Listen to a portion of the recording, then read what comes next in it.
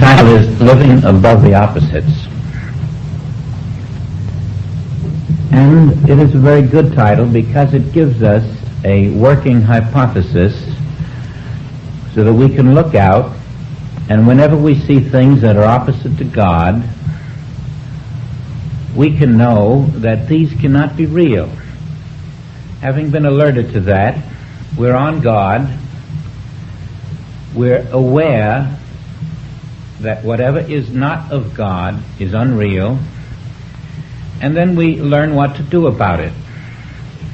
Now, as usual, Joel is full of many surprises. And one of the surprises at first is that light and darkness are one. Life and death are one. Sin and purity are one. And he goes on and names many opposites and says they're one. And while you're dwelling on that, he comes back and says they're one mortal illusion. You're looking at one invisible spirit and labeling it over here life and over here death, over here sin, over here purity, and the oneness in this case is the illusion. The illusion which splits up that which is one into the appearance of two. And the two are really one invisible perfection. Now, the opposites are very strange. If somebody hears a wrong note in a musical composition, he says, that's a discord. But the reason you know it's a discord is because there is a right note. If there were not a right note, you wouldn't label this a wrong note. Similarly, if you see a shadow, you know it's a shadow only because there is a form somewhere from which this shadow is being formed. If 2 and 2 are not 7, it's only because 2 and 2 are 4. There's always that which is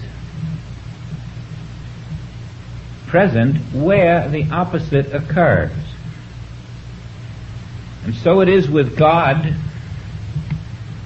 and mortal man. The only reason there is a mortal man is because God is. Wherever the unreal appears, it is an imitation of the real. There's no such thing as imperfection unless you have a standard of perfection. Now, in God's universe, the only standard is God. And that being the standard, and God being the law, there can be no variation from the standard. And so whatever is of God is the permanent dispensation. Now, I have a little plan here I'd like you to consider. I'd like you to look out 5 feet in front of yourself and realize that everything in that area is spirit, and that all of the qualities of spirit are in that 5 feet in front of you. The vision of spirit, the intelligence, the power, the knowing, the law, the government, the activity. Instead of trying to encompass all of infinity at once, let's just consider these 5 feet in front of you. And let's also say 5 feet behind you.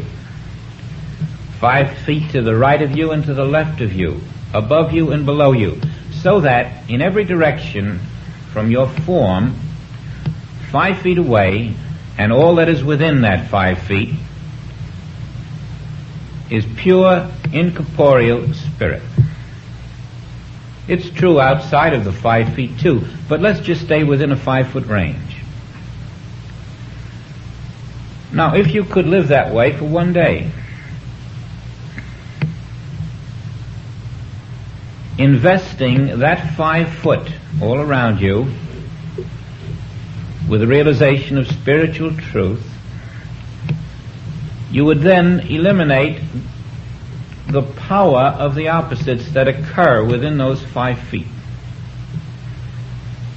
For example, because spirit surrounds you 5 feet fore and aft, port and starboard, you have the armor of light in which you are walking. Now there can be no evil there if you accept that spirit is there. There can be no duality. No virus can invade those sacred precincts because you have accepted it as holy ground. No man-made law can enter.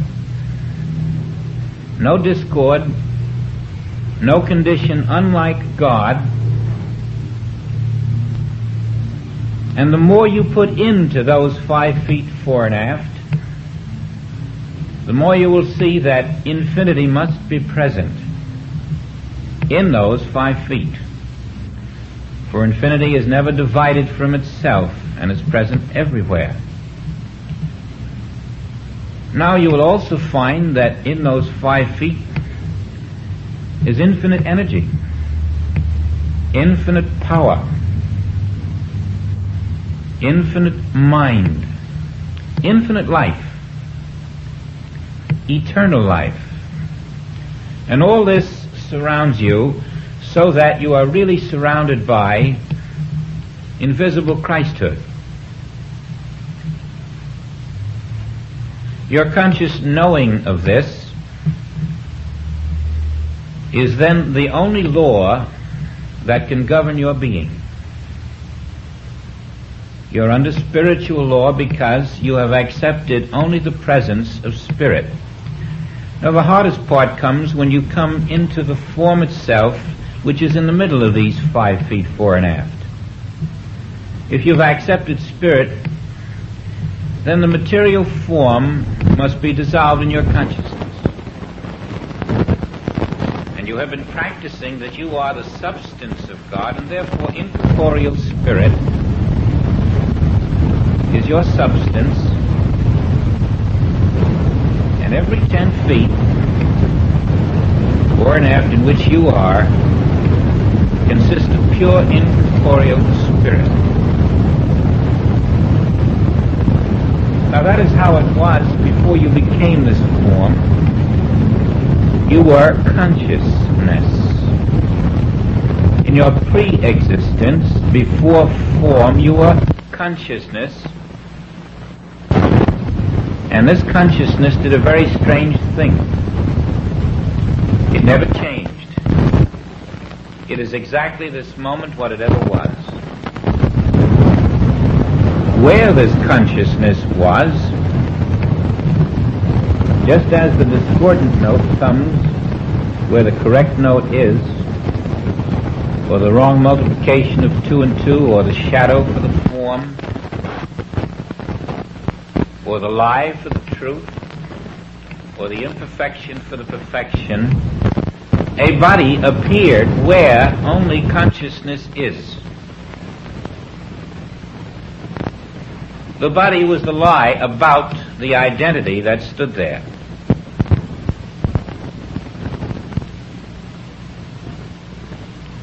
The body was a mental image. And the more you dwell in your spiritual substance, the more you may come to feel that the forms which constitute the physical form itself, the organs, the brain, the eyes, the ears, the senses, were formed after you had vision, after you had hearing, not before.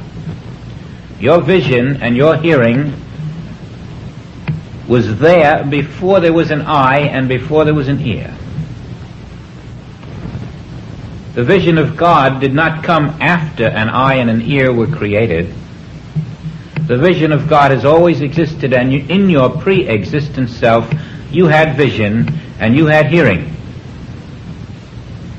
And the counterfeit, the imitation of these, became mortal mind's concept of that vision, for which it formed the appearance of a physical eye.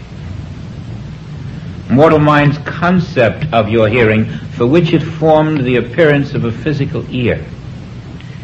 And so on down the body, heart, liver, lungs were all formed to simulate an activity that was already existent in your consciousness. And then came the form, the fullness of the physical form, in which we now switched consciousness from consciousness to mentality, from consciousness to that which is called the human mind. And this is the beginning of the second chapter of Genesis. This is the fall from your own consciousness, but your consciousness never went away. So now you have another self. A self that is an imitation of yourself. And living in this imitation physical self, unaware of your pre-existent consciousness and its perfect spiritual manifestation, we are separated from spirit, which is God. And we live without contact with God, without contact with the forms that exist in the spirit, and the law, and the harmony, and the truth, and the perfection. And whereas in our pre-existent consciousness, all that existed was only of God, now in a second self, we have imitation powers. Whereas there is no good or evil in God, only the perfection of the Father, we have now whittled this down to our concept of that perfection. And that gives us a long range from hideous to fairly good. We have everything in the realm of evil, everything in the realm of good. We create the opposites that we now experience. Now in these opposites, we have sin, we have purity. We have life and we have death. We have war and we have peace. We have wealth and we have poverty. We have abundance and lack and so forth.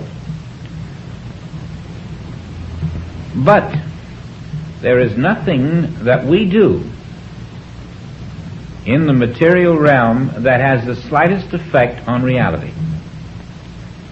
There is not one thing we have ever done materially that has in any way changed, influenced, altered, or manipulated reality. Any man who was a great success did nothing to change reality. Any man who was a failure did nothing to change reality. The greatest opposites are spirit, which is real, and matter, which is not. And man, living, swinging between the pendulum of his beliefs, is a victim now of beliefs that have flown through the atmosphere into him, which he is forced to accept. Now he has two powers. He has two lives. He has the life of spirit, which he knows little about, if anything, and the life that he is living, the life that he is clinging to, the life that he will preserve at all cost, the life that is not his life. In these opposites, we naturally try to change the good, make it better. We try to change the evil and make it good. We try to bring a substitute for those things we don't want. And all the time, neither the good or the evil is the creation of God, because God created no good matter and no evil matter. We are now matter-oriented, and the only changes we are trying to accomplish are in the realm of matter. We want more of it. We want healthier matter. We want more comfortable matter, more secure matter. And we want less of that matter, which is called disease or evil or error.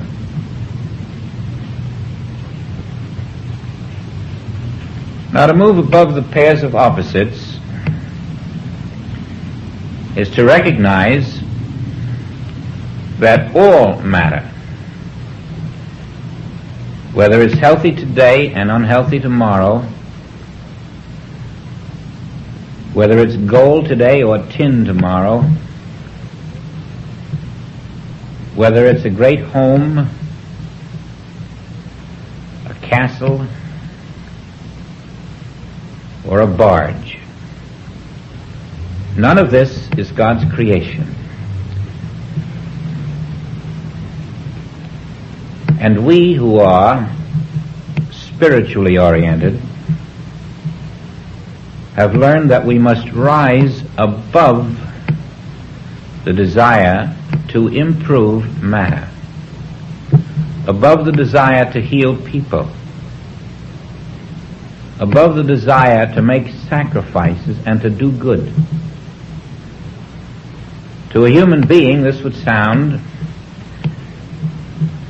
as if we were going to be very vicious, as if we were going to disobey Scripture. But on the contrary, we're going to obey Scripture, which says, I of mine own self can do nothing. Now, we're not trying to restore bad matter to good. We're not trying to restore bad health to good health. We're not trying to repair broken bones or fallen arches. What we are attempting to do is to accept the presence of God where we stand. In His presence is fullness of joy. Could we ask for more? Is there more? And so we have overcome, at this particular level, the need to seek the power of God, because we have learned that only the power of God exists, and that the power of God is not needed because there is no power on earth for it to overcome. It cannot overcome any other power, for there is none. There is no opposite to the power of God. We do not have to fear what minds of men can do to us, because we do not accept another mind than the mind of God. In this 5 foot before and behind, we accept only the power of God, the mind of God, the Spirit of God, the presence of God, the intelligence of God, the protection of God, the fullness of God. And we learn how to live in non-reaction to those appearances that would challenge our stand. It is very true that as you detach from the material world around you, there is a lessening of the great heights of emotion, but there is also a lessening of the misery, and both are replaced by the awareness that behind the appearances that change, that fluctuate, that vary, that shift, there is an unchanging reality. which is dependably the same day in and day out, and which is never less than flawless. There is this inner conviction based upon repeated experiences with it that enable you to feel the stability of life rather than the fluctuations of it. And so we move through this experience unmoved by the changing appearances, knowing that in the Spirit of God, whereon I stand, there are no changes. There is merely progressive unfoldment of newness. The Spirit is ever itself, and its fullness progressively unfolds unto that human intelligence which beholds it.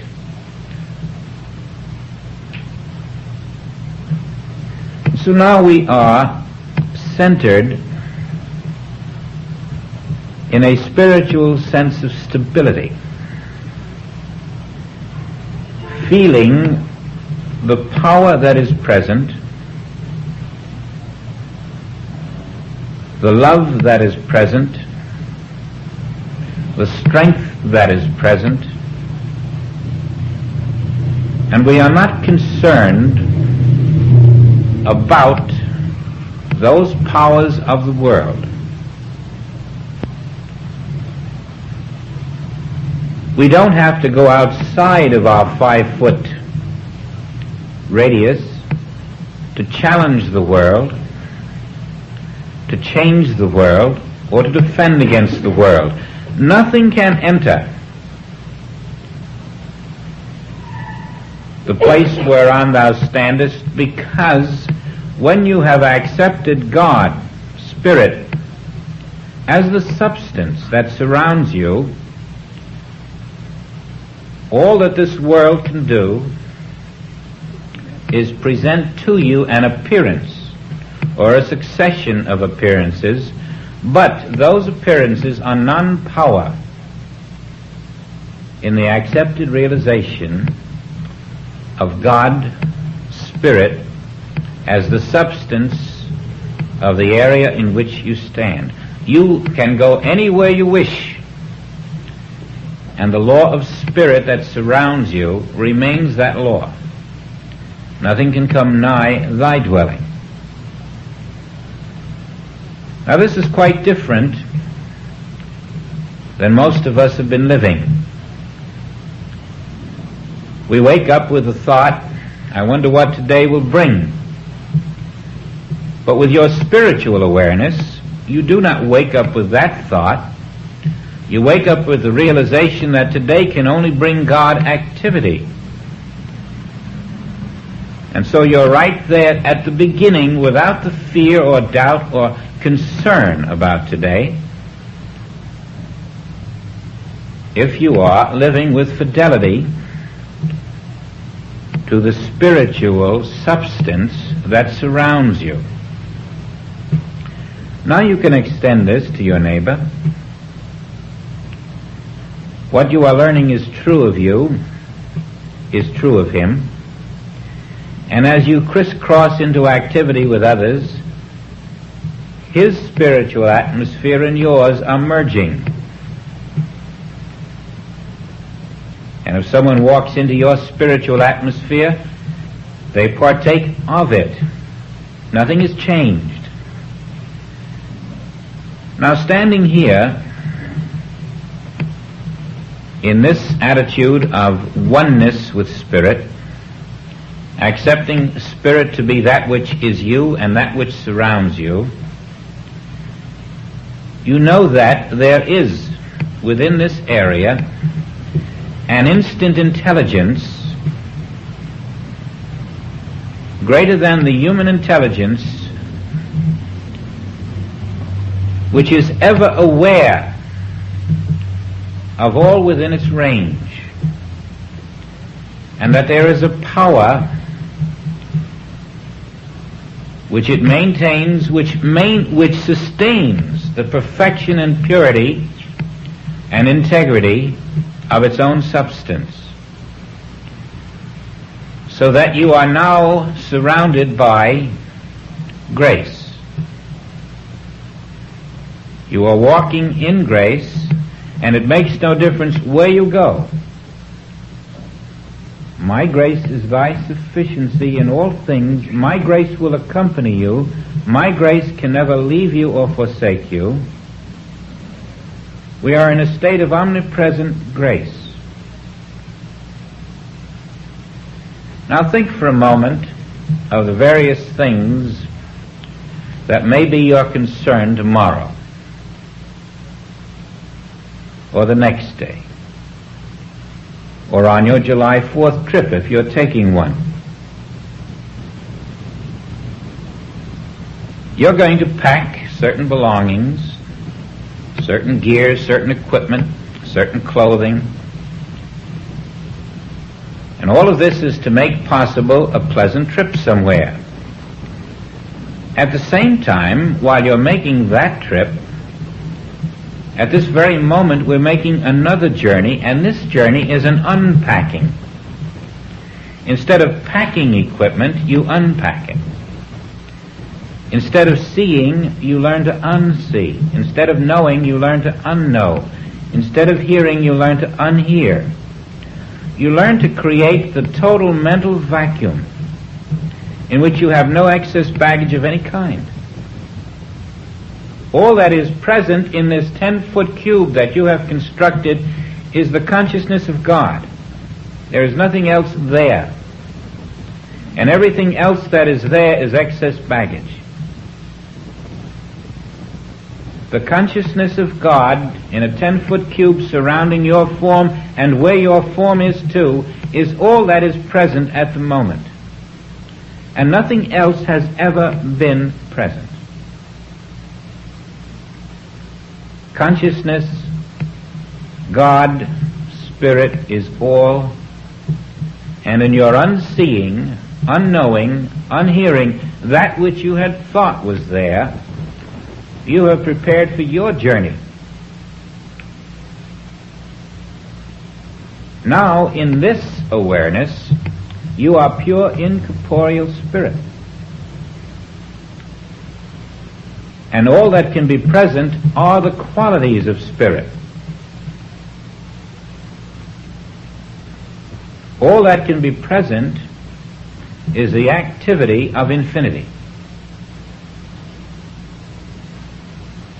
All that can be present is your eternal self, your eternal life, your eternal consciousness, your eternal being.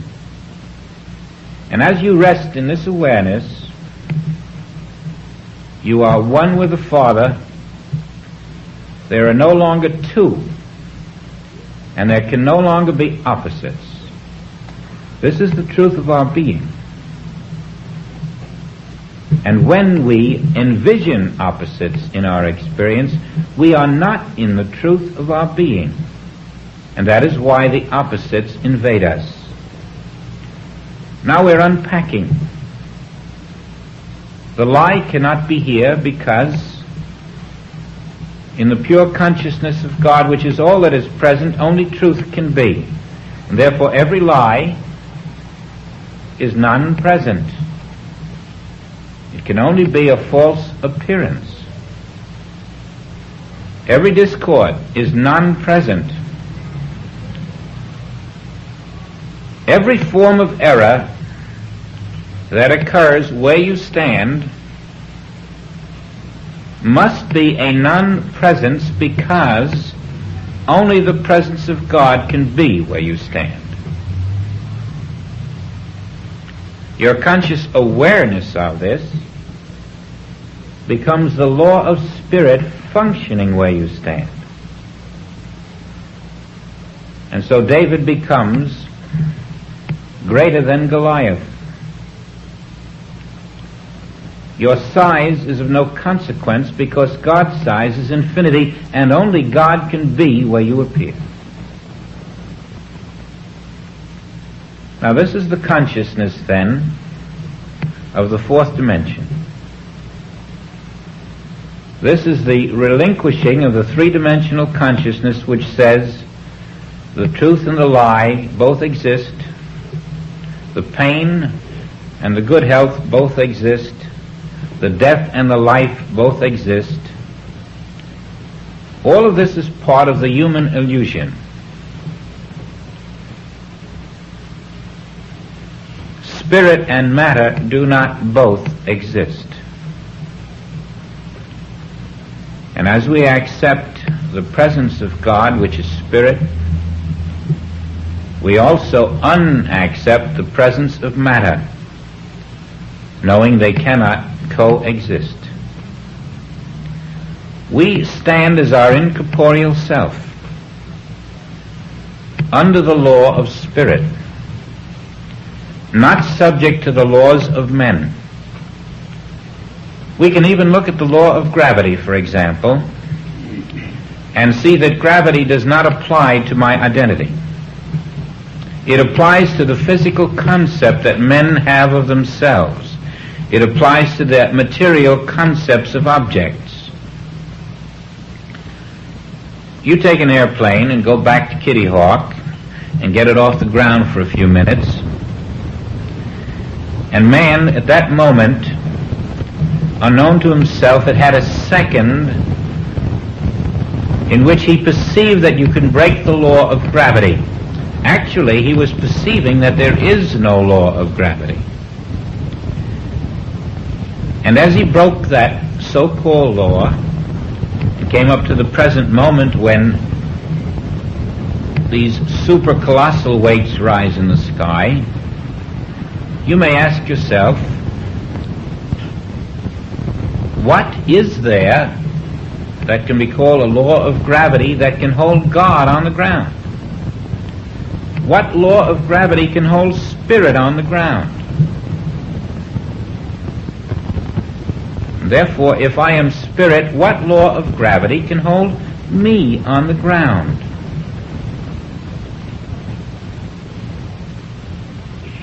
And then you will know there is no law to hold the spirit that you are on the ground. And if you will dwell in silence on this, you may find yourself in flight.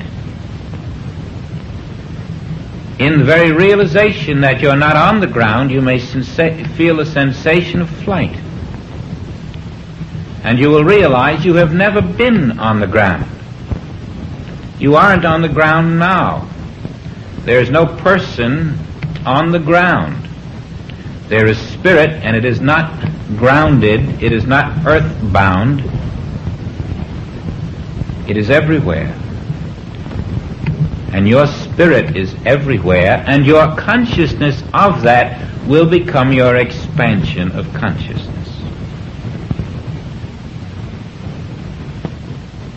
You will then see that all of the physical attributes that we have called our own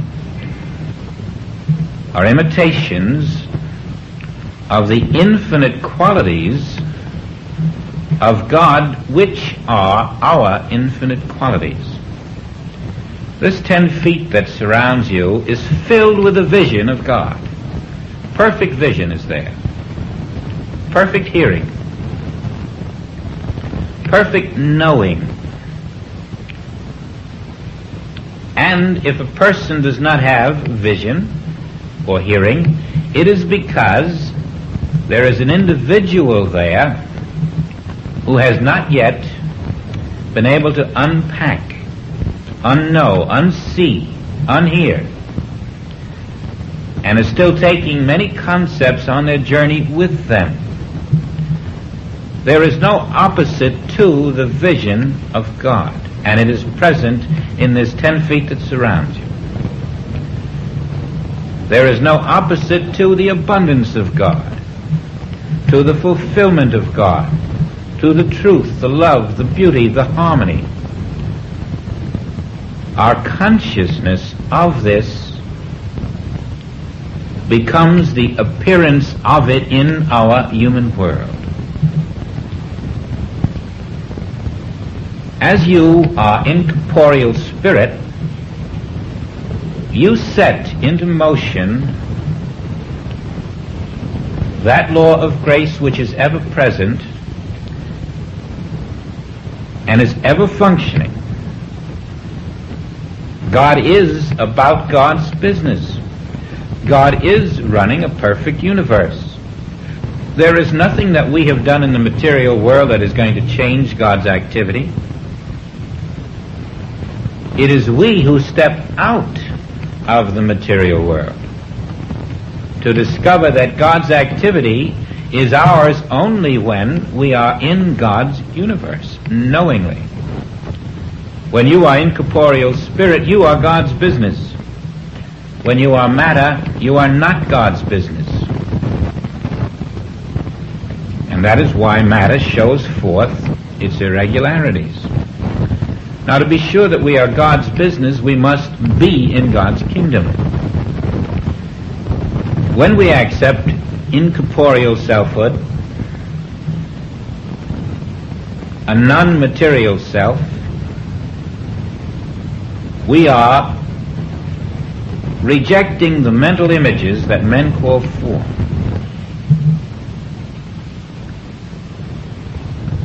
We are living in cause and not in effect. When we accept ourselves as material being and look out with human eyes, these eyes are effects.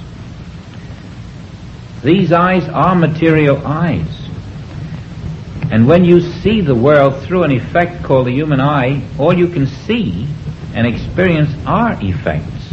You never get source that way. You never get to the one that way. The effect called eye, the effect called ear, can only experience the effects called this world.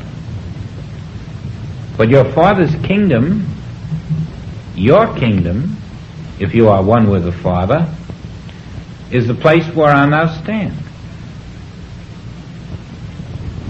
And so we must now sanctify that place whereon we stand with the conscious knowing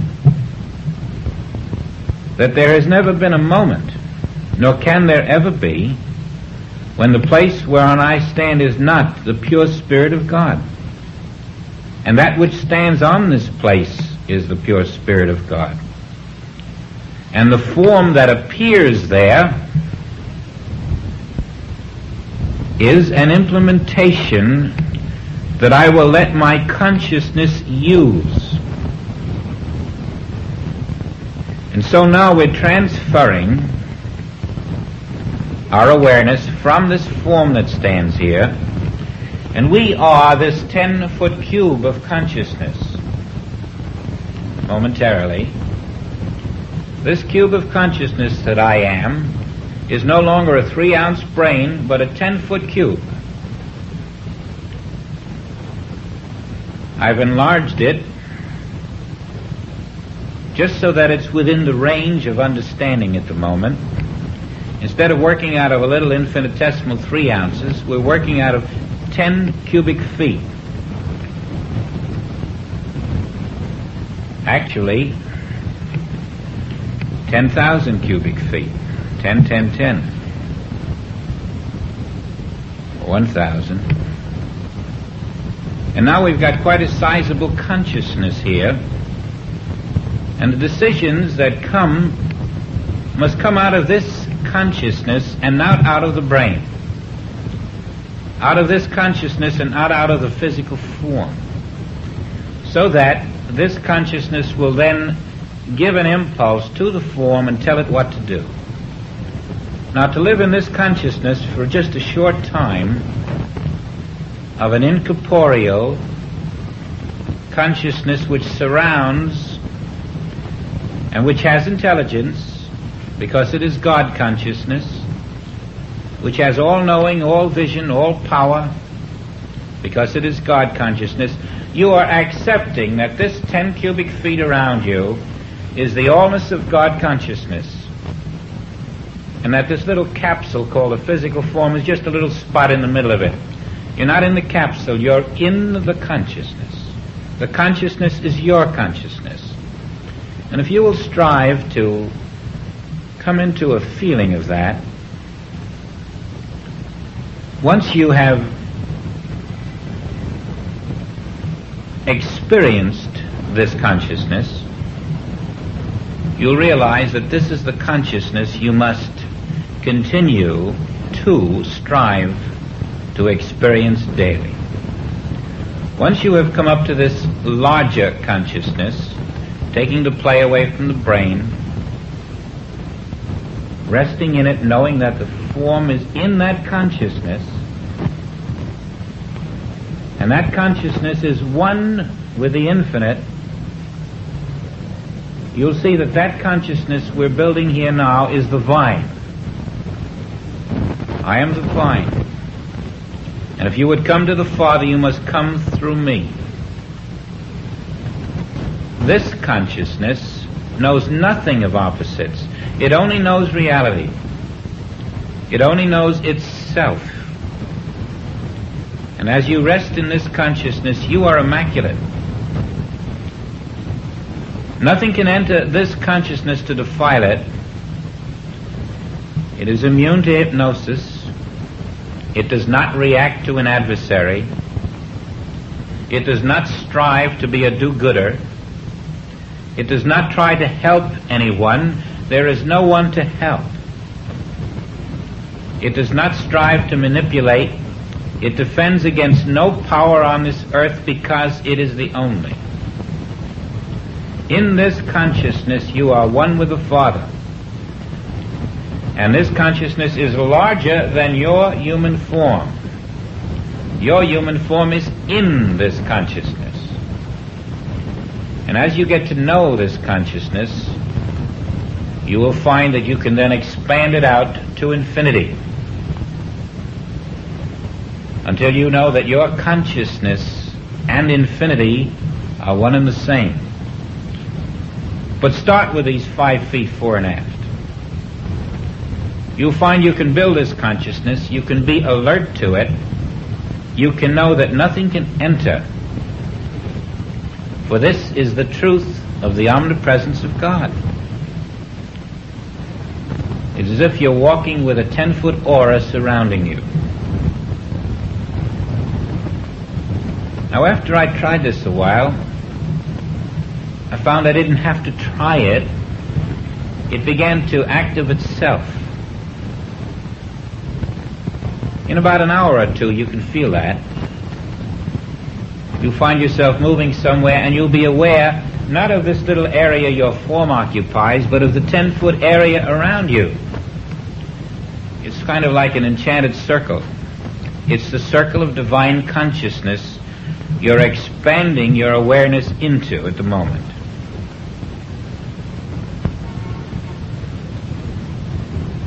In it, there is no darkness.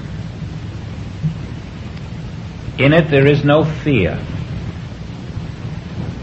And if you really accept it, you'll find in it there can be no permanent suffering, no permanent lack, no permanent limitation.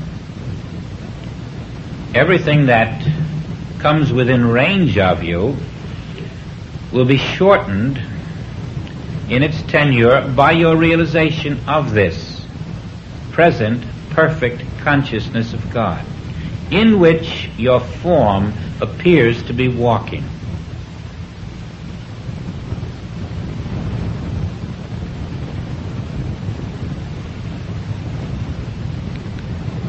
Now, to this consciousness, sin and purity are one, because it does not see either one of them.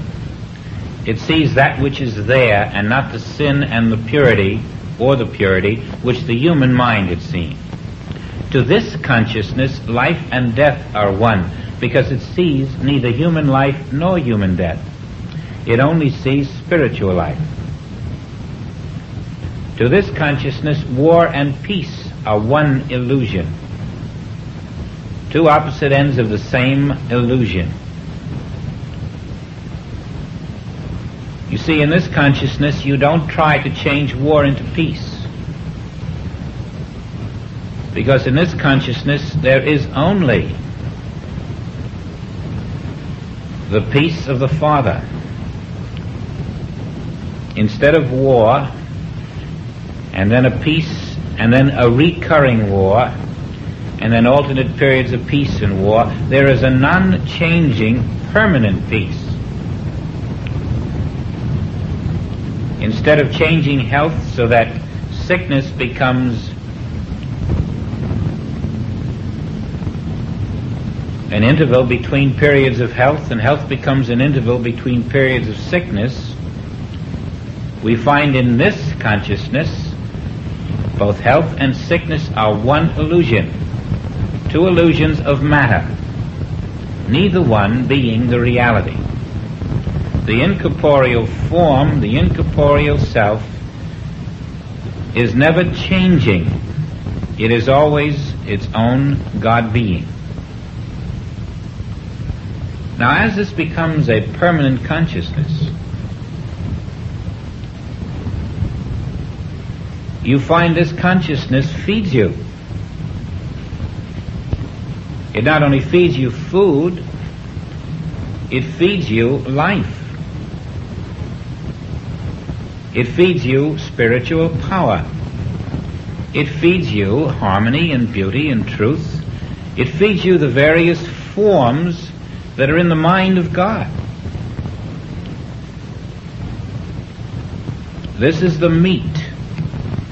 And now, when you're in this consciousness, you are partaking of that meat which the world of sense formations knows nothing about.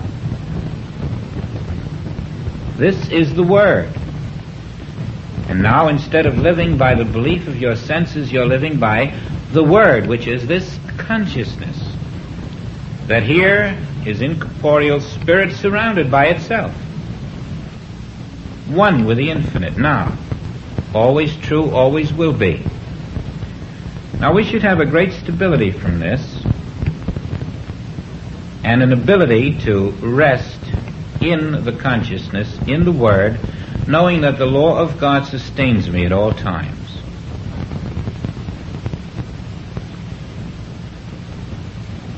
We should be able now to look at opposites when they occur, as they will, and recognize them as the outpicturing of the world human consciousness, clamoring for my acceptance, which I will not give them. I do not defend against these opposites. You do not heal anything. You recognize that every opposite to a quality of God can only be a mental image, non-existent in reality, and your sole interest is living in reality. You recognize no two powers. There is no power over the power of God to maintain a perfect universe. And therefore every evil, every error, every discord is a false image, a pretender, a false prophet, an antichrist,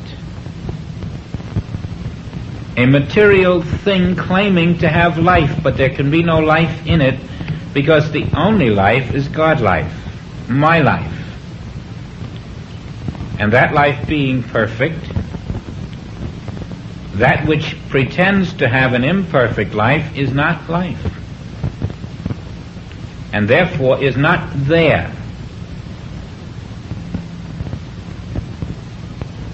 Our constant awareness is that God is here running a perfect universe where I stand. There are no opposites in spirit. There is no two in spirit. There's only one.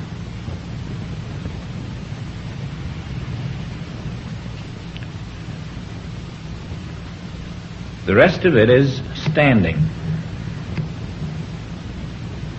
Now, as we stand here, we're being born.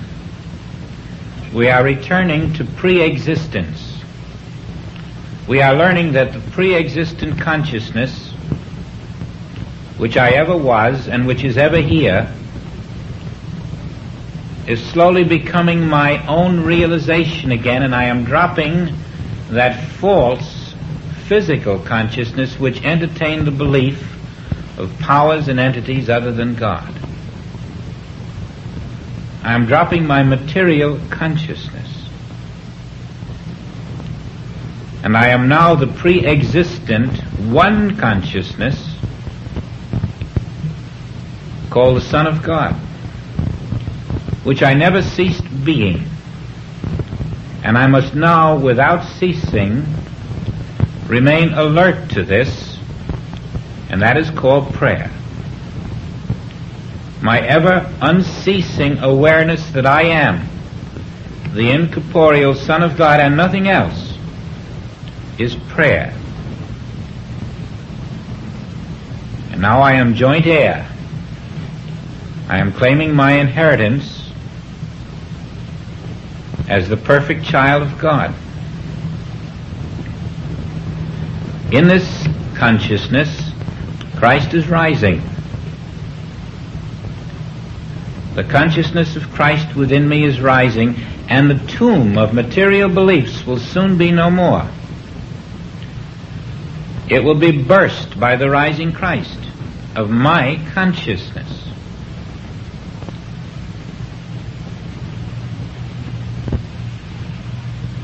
And you will find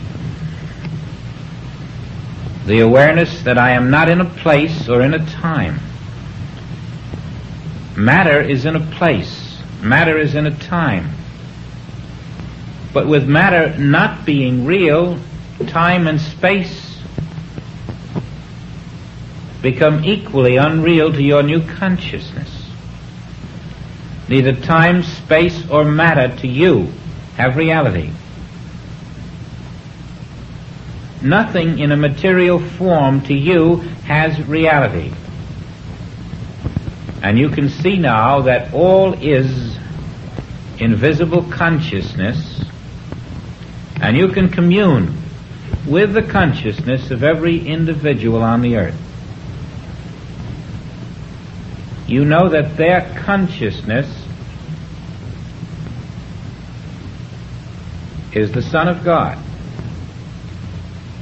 and that the counterfeit world mind has imitated the qualities of consciousness and brought forth a form where they stand, which they have accepted. But you are redeeming that form, just as you have redeemed your own. It's as if you had green stamps and you went to the redeeming house to get merchandise for them. You redeem the stamps. Well, here you redeem the material appearance. Through your awareness of truth, you trade that material appearance in for the spiritual reality that is there. It is redeemed.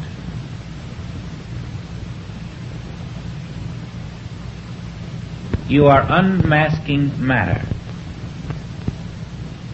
And you are living and addressing a spiritual consciousness which is your neighbor. A spiritual consciousness which is the forest, or the ocean, or the sky, or the earth. You're accepting the spiritual unseen reality and communing with it, becoming one with it.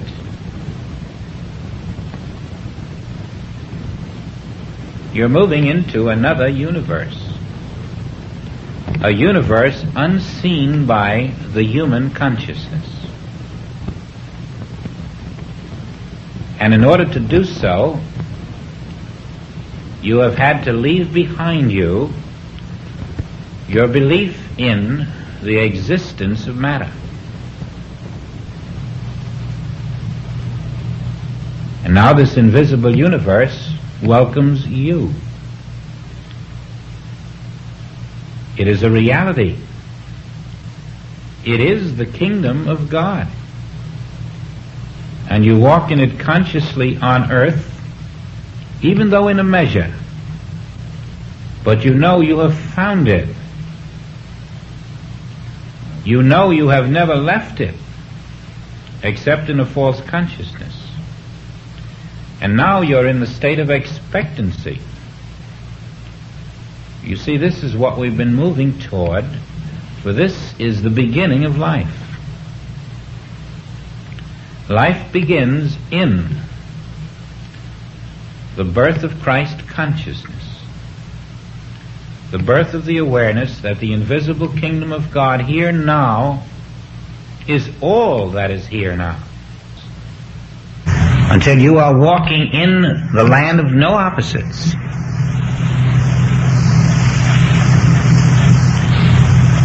And then all who see thee see the Father who sent you. Whatever you do is under grace.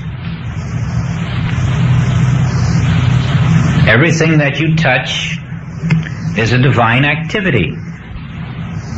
Because the outer form isn't doing the touching. The outer form is just the final effectual appearance of what you are doing in your spiritual selfhood, invisible to man. This is all just a beginning. It is the beginning of your true consciousness on earth, and as you live in it, you have found your permanent teacher, your permanent state of being. You have found the infinite Father within. You have found the truth, and you are free in that truth.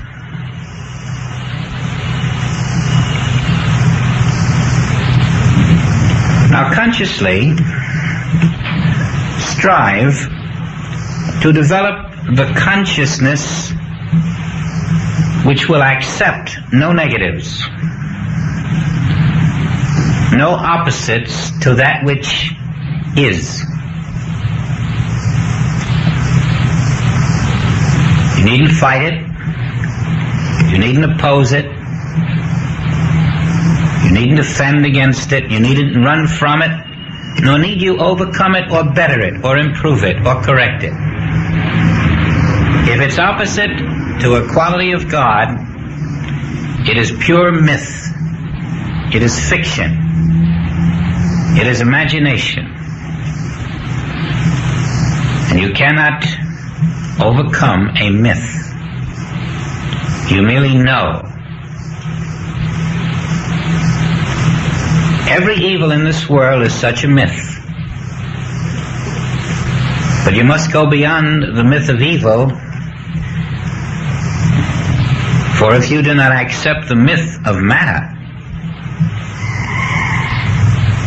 then the dualities of evil will cling to you.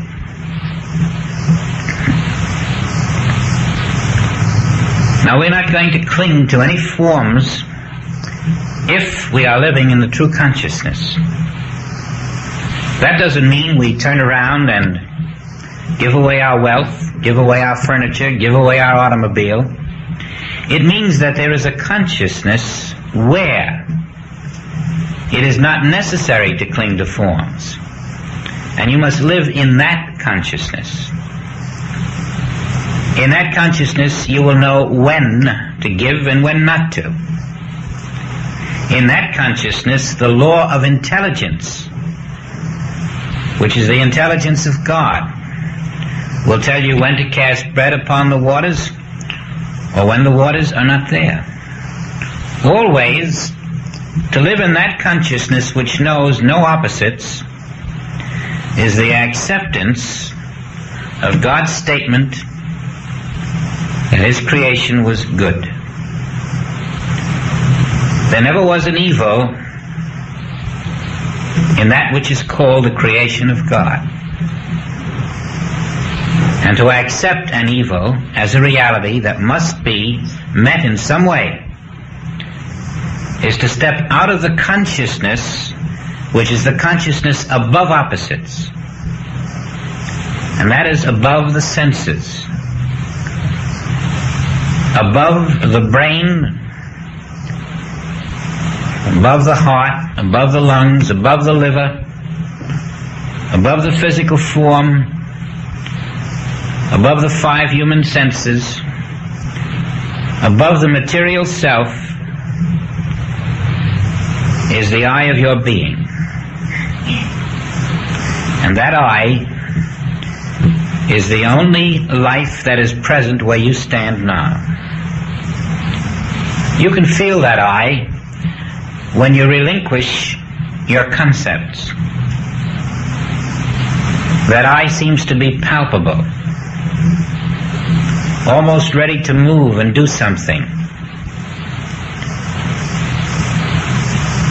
It's just the dropping away of what isn't, and then the I seems to be very available. Now that I has perfect everything. That I is not encumbered.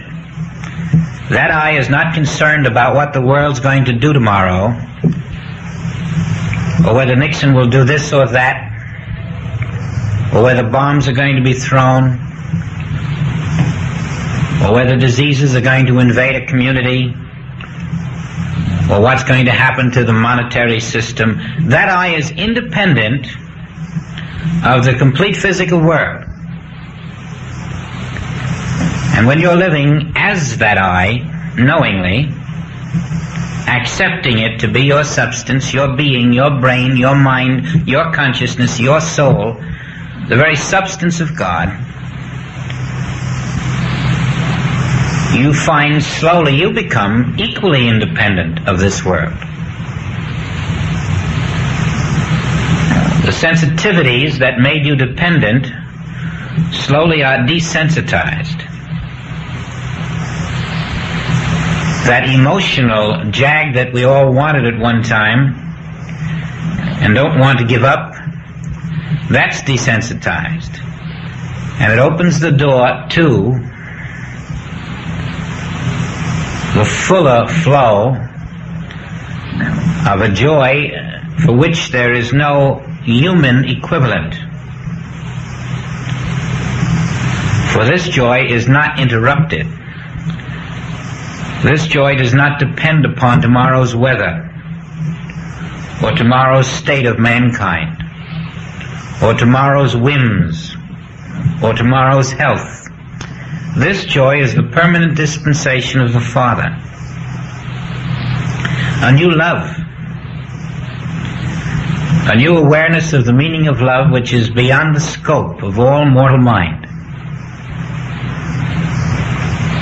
A new everything. A new self, which you know isn't going to be buried. A new self which you know is always functioning as the perfect divine image and likeness. And although that self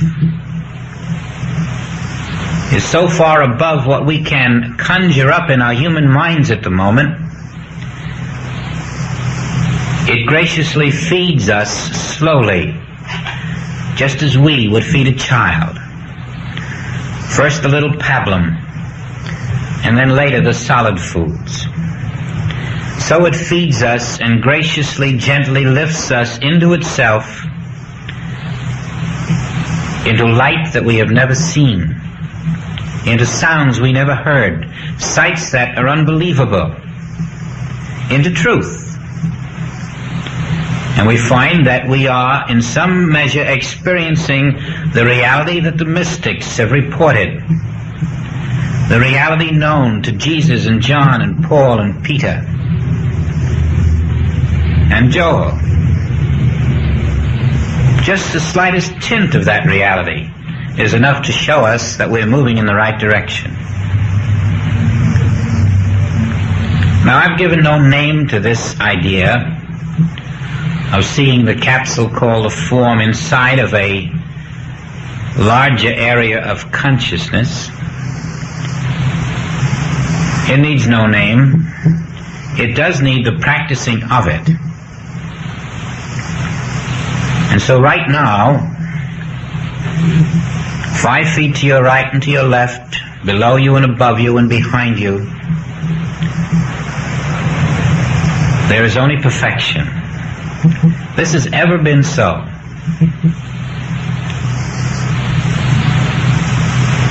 You have the right to sit back in your pre-existent perfect consciousness and know that just as a form appeared here bearing your name and a form will disappear from here bearing your name, neither the coming or the going of that form made one bit of difference in the reality of your being.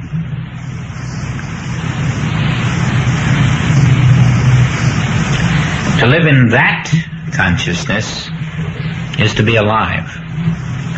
For that is life. That is consciousness. And all else is the imitation of it. When Jesus lived in that consciousness, he spoke with authority. His words were backed by the spiritual power of that consciousness. And so with us, we live by the word of that consciousness. For all infinity pours through that consciousness, and every activity of your being is ordained, predestinated, fulfilling the divine plan, and is a complete extension into the visible of that which is the prefabricated perfection of the invisible kingdom. You are bringing heaven into visibility on earth, and everything you bring forth that way is tied to, it is one with the invisible, unseparated from it and under its grace. You're speaking with tongues, living with tongues. Now it's much easier to do this than not to. Not to do it takes no effort at all, but it takes a lot of effort then to cope with the problems that arise when you don't do it. The initial effort may be greater to do it, but in the long run, and very quickly, even in the short run, the effort you put into doing it eliminates the need to strive and cope and vie and compete with all of the human activities that attack our human consciousness throughout the day. Our peace follows very quickly.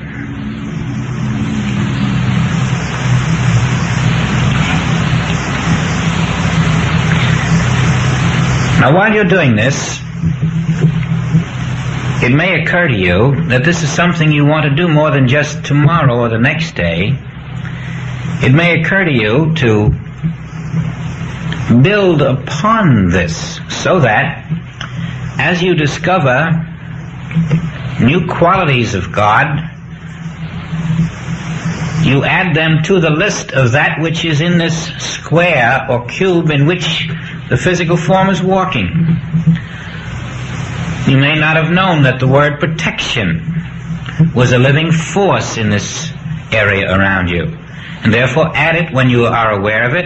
And now think of a fire and a flood, and realize that protection means the fire will not kindle upon you, the flood will not drown you. Because this would have to be the truth if you know that the Spirit of God is where you are. Then you also know that there can be no flood or fire there at the same time. You also know that the intelligence that is there would move you to a place where the appearance called flood or fire would not be in the same spot that you are. You're always aware then that the perfect law of God in its own way will function constantly where you are. And so you're able now to suspend all human concern. You're not concerned about tomorrow's dollar. How it comes is going to be the concern of this intelligence. You may have a need for tomorrow's dollar to buy a certain kind of clothing, and this intelligence may transfer you to an area where that clothing is not needed. You may have need for tomorrow's dollar for another purpose. And this intelligence may fulfill its purpose in you in such a way that that purpose is erased. Do not outline what you want. Let this complete area be lived by the Spirit that is there, and accept it as yourself. But don't live in it with a human brain. Live in it as the complete consciousness of it, and dwell in the silence until you can feel that consciousness. When you do, you will know why we had this meeting tonight. When you're dwelling in a 10-foot consciousness, you will see why we are taking this hypothetical area, and then you will say, well, if I can feel a 10-foot consciousness, why can't I feel a 100-foot consciousness? And then you will see that God is the only consciousness. And if you could feel God in 10 feet, remember, God is in all time and space, all eternity and infinity, and therefore that which you are feeling of God is really the allness. Now, if all of us were in this consciousness tonight, and tomorrow and the next day, we would have our 10 righteous men. And the light of God shining through all of us would build a new city here.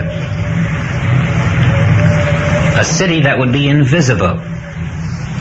A city of Christhood. And that would be lifting the eye of the entire community.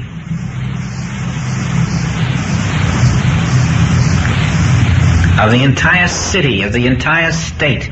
And this is precisely what you and I are doing. We are building the invisible Christ consciousness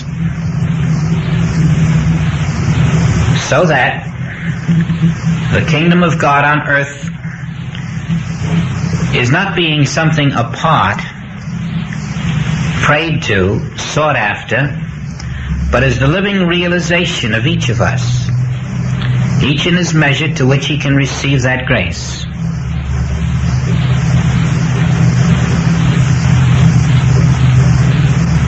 And unquestionably, the fruits of the Spirit must follow.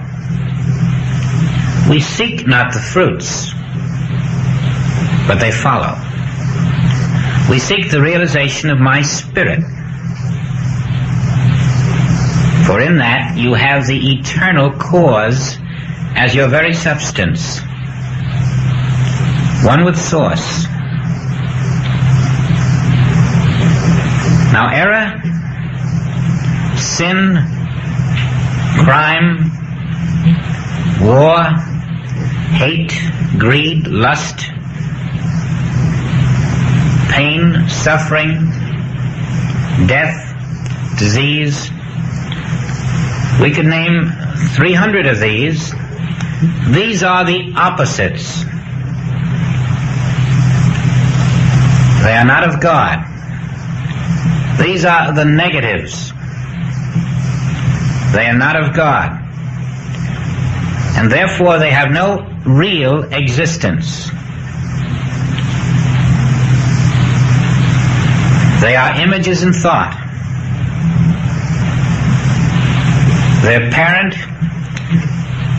is the world mind. Call it the collective subconscious. Call it what you like. But that world mind is the imitation of the divine mind.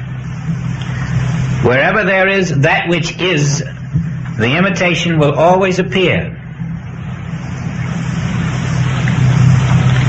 And it will have no real existence.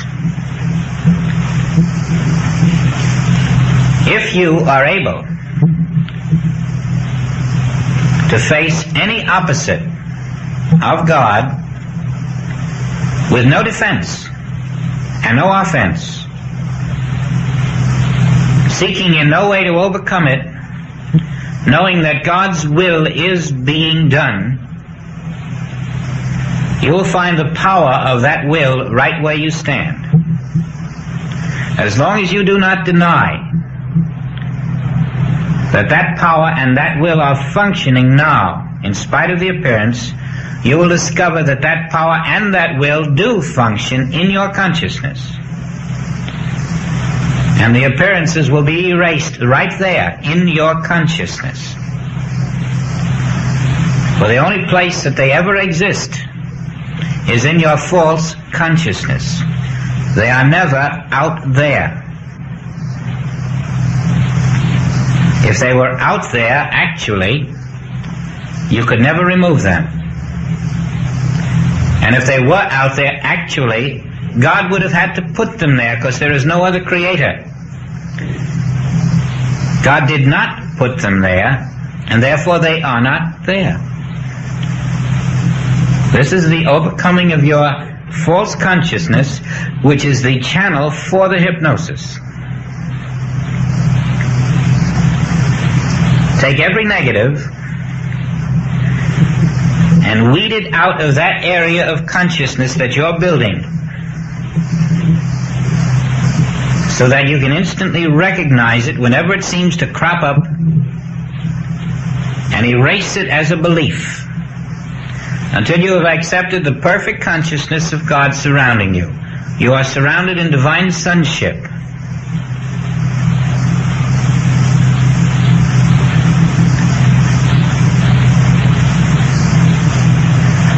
Now, I know some who think that they're incorporeal selfhood in one breath, and in the next breath they have corporeal problems. Do you see how the corporeal problem makes you think you're a corporeal being? And so inadvertently, while saying I am incorporeal spirit, we entertain a corporeal problem. And this is a denial of our own alleged understanding.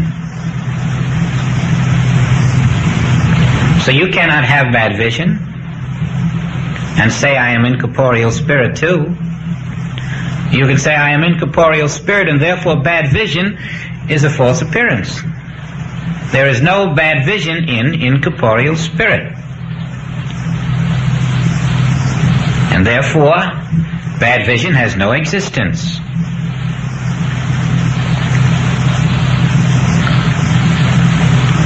What happens next? If you have erased it in consciousness, the bad vision disappears. That's what happens next.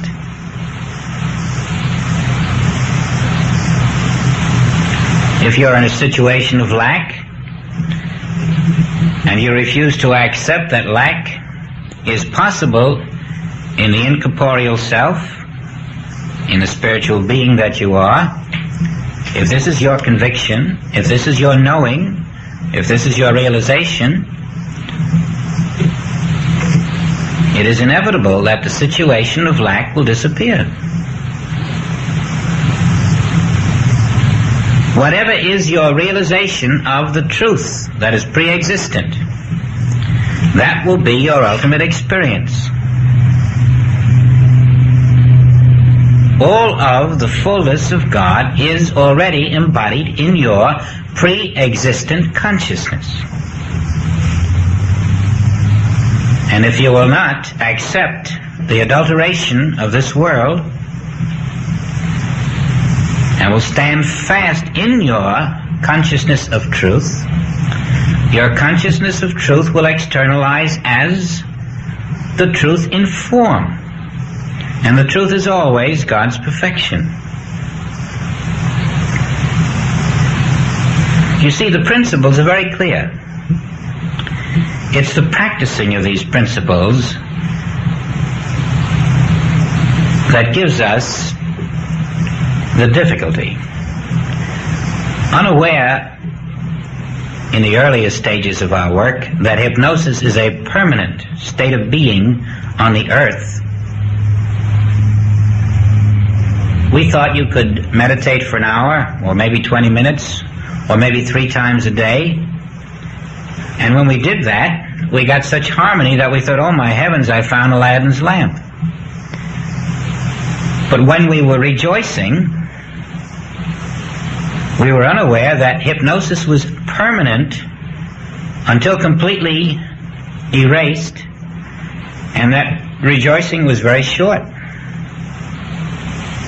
Because hypnosis kept working while we, thinking we had done something great, we reverted to our old consciousness.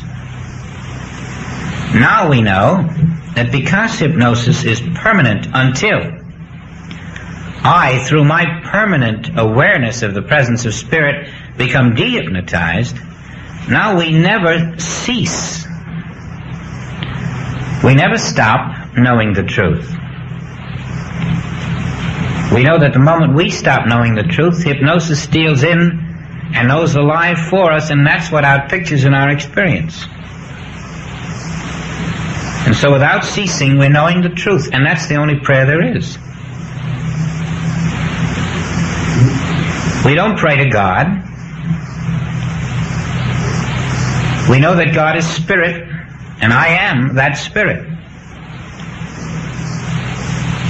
And that the qualities of that spirit are right here.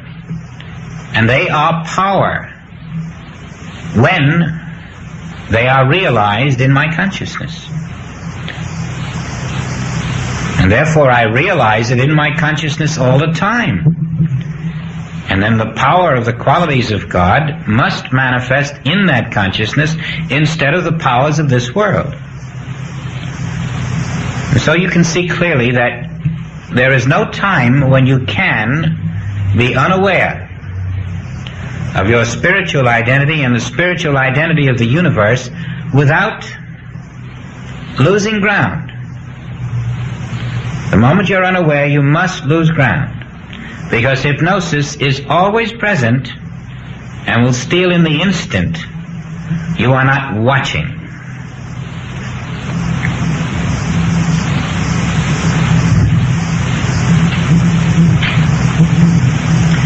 It should be easy now to recognize any quality that is not like God and take a minute to pause. You don't have to jump that quickly. Just take a minute to pause, whether it's lack or limitation or sickness or threat or pain or whatnot. Take that minute and know that this can only occur in a false consciousness. And therefore get out of the false consciousness by knowing God is running a perfect universe. God's work is being done. This spot whereon I stand and the 10 feet around it are the perfect spirit. I can trust that for 5 minutes and just rest. And then you feel this glow of spirit within you in its response to your acceptance of it. And its power is the power. You've unpacked, you've unseen, you've unknown, you've unheard. You've got rid of all your beliefs about the problem and have accepted the one presence, the one soul, the one mind, the one life. And if all that surrounds you and stands where you are is the one life, you're in the Immaculate Conception. You're pure. You're in Christhood.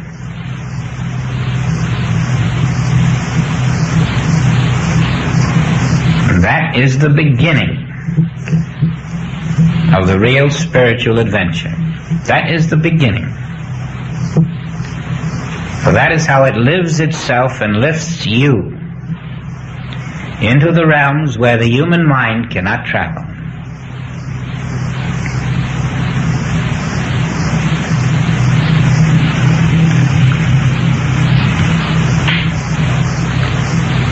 Now on your July 4th writing, remember that wherever you are is the Spirit of God. But don't make it a mental activity. Release yourself to that spirit. Let the consciousness not be your mind, but let it be the fullness of that spirit that surrounds you. Accept it as being right where you are and all around you until you feel it. And then let go of the desire to manipulate or to run something, and let the spirit live itself. And then that road isn't going to be any problem, nor is the life that unfolds from that spiritual experience. We're driving tonight for the spiritual experience of true consciousness, not a mental understanding of it, not the words of the mouth, but the word of the Father in you functioning as you. And I do know that if you will apply yourself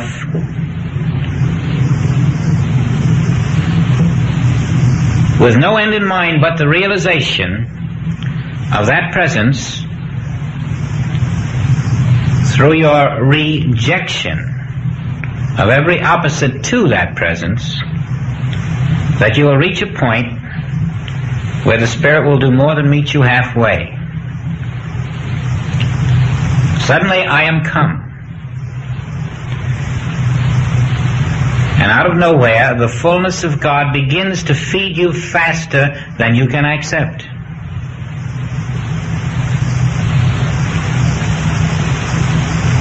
The climbing is long, but the sunrise and the sunburst after that opens a vast panorama.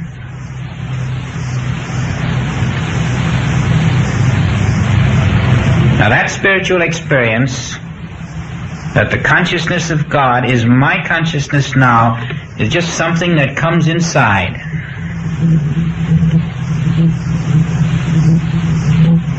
You may feel yourself incorporeal at that moment.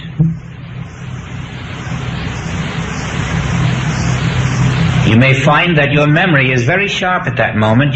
Suddenly you're back in the Alleghenies where you haven't been for 43 years. Suddenly you're remembering friends you haven't seen in 20 years.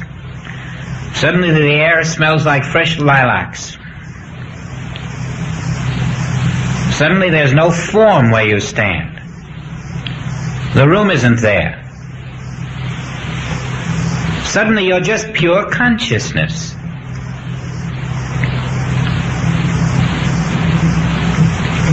And that's pay dirt. You're one. And that consciousness is your consciousness and will be the guiding light until you step out of it back into a human one. That consciousness is what we seek. That is the kingdom of God.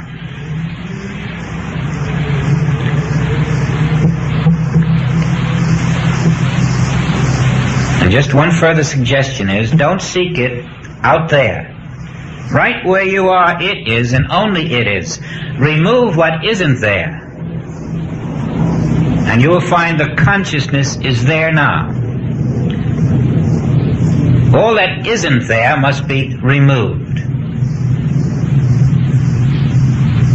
Onion skin by onion skin, concept by concept, until that which is there announces itself.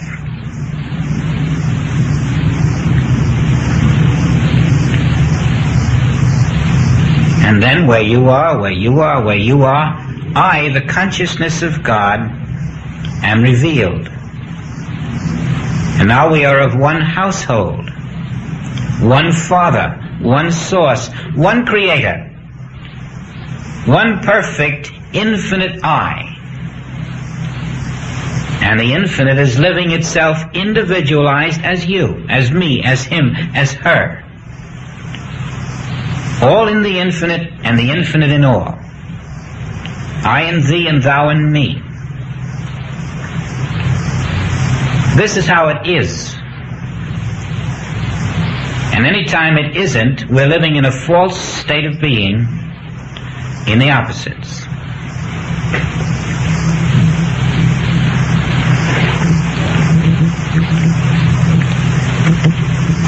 Now, if you will, let us see that the law of gravity is a law that governs physical forms only. I, being incorporeal spirit, that incorporeal spirit that I am,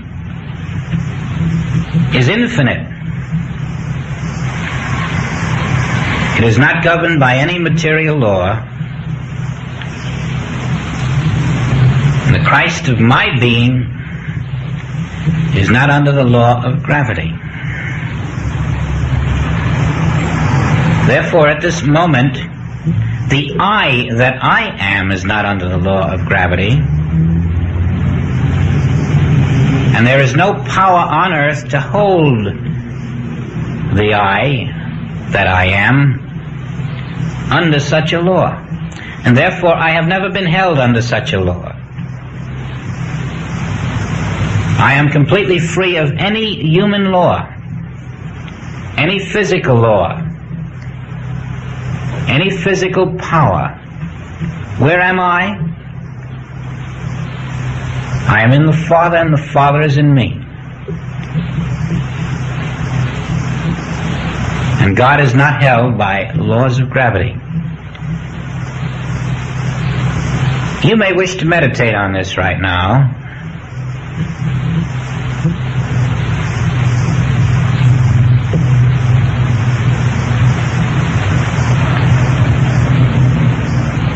It may open up something you had never suspected.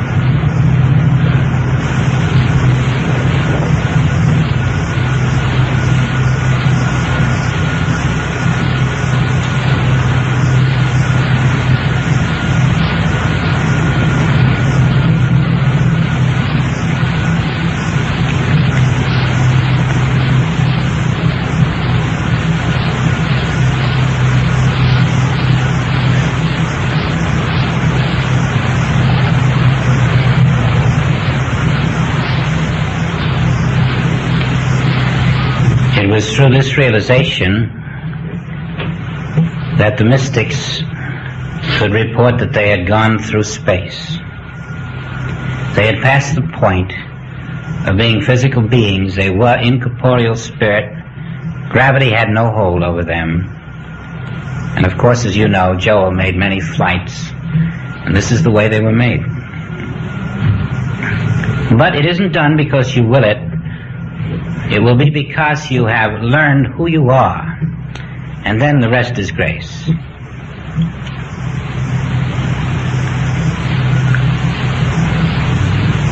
We never try to visualize or to determine any activities. We let the spirit be itself.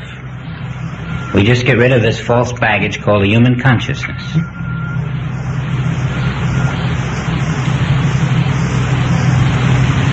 The two things you could do would be, one, to meditate on this law of gravity as compared to your individual selfhood, which is spirit, and two is to build this ball of consciousness which envelops you, and it will tell you what to do next. And so happy July 4th.